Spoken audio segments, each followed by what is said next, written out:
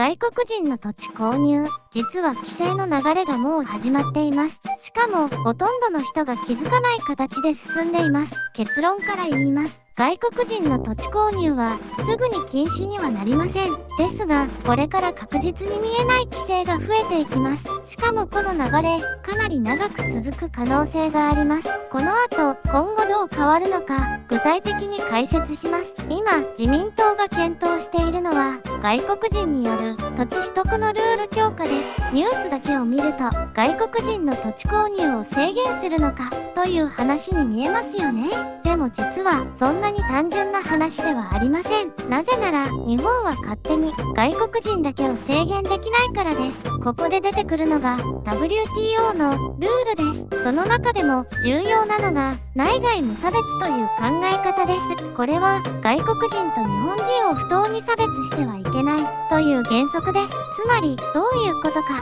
例えば外国人は土地を買えませんというルールを作ると国際ルールと整合しない可能性があります。ここが今回の議論の一番のポイントです。じゃあ日本は何もできないのか。そうではありません。ここで出てくるのが安全保障という考え方です。例えば基地の近く、自衛隊の施設周辺、国境に近い離島、こういった場所は国の安全に関わる重要な土地です。この分野で使われている法律では重要なエリアの土地の利用や所有状況がチェックされます。ただし、この仕組みは外国人だけを対象にしているわけではありません。日本人も含めて同じルールが適用されます。つまり、内外無差別を守りながら安全保障を守る仕組みです。ここからが重要です。今回の動きで変わる可能性があるのは大きく分けて3つあります。まず1つ目、チェックの強化です。これまでは調査が中心でしたが、今後は事前届での拡大、審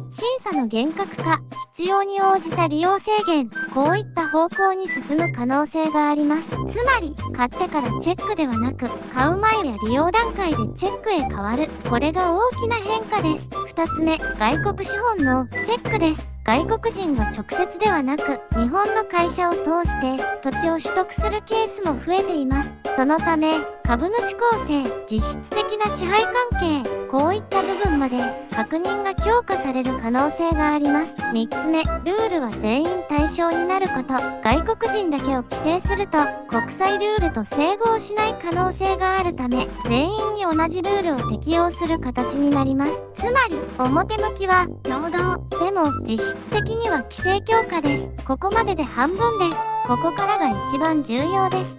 例えば、重要施設の近くの土地が外国資本によって取得されたとします。そこに監視カメラ、電波の調査、周辺の記録、こういったことが行われた場合、単なる不動産の話ではなく、安全保障の問題になります。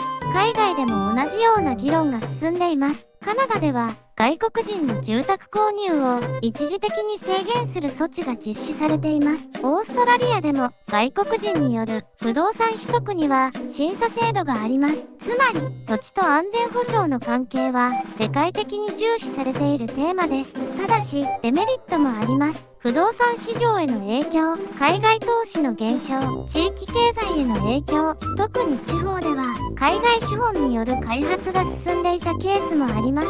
それが止まると雇用、観光、地域活性化、こういった部分に影響が出る可能性もあります。